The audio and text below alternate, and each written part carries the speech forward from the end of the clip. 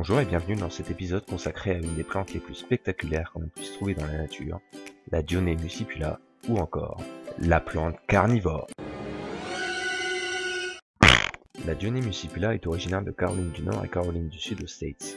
Elle vit dans les marais et les tourbières, où on va généralement trouver des sols très humides, mais surtout très pauvres en minéraux et autres nutriments dont les plantes ont besoin pour survivre.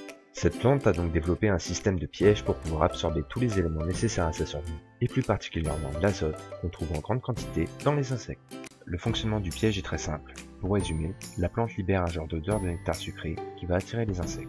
L'insecte s'approche du piège sans se douter qu'il va se faire bouffer. Il marche sur les petits filaments de la plante, puis le piège se referme brutalement en une demi-seconde. L'insecte est condamné, seul, enfermé dans le piège. Les sucs gastriques vont venir consumer son corps et le vider de toute énergie vitale pour qu'à la fin, il ne reste plus qu'un exosquelette vide. La nature, c'est cruel. La floraison de la plante est très jolie mais elle épuise beaucoup. Il vaut mieux la supprimer.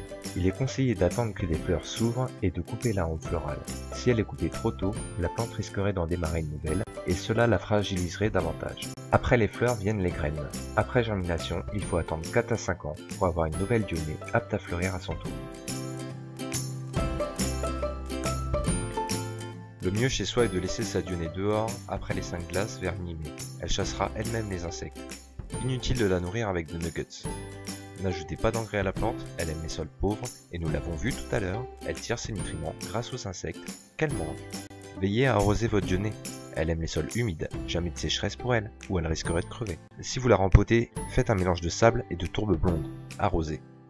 En hiver, rentrez-la dans une pièce hors gel et pas trop chauffée, près d'une fenêtre qui laisse passer la lumière, une serre froide, ce serait impeccable. Un piège peut se refermer 2 à 3 fois, puis se dessèche. Vous pouvez les retirer de la plante pour l'esthétisme et votre bien-être, mais la Dionée s'en fout royalement.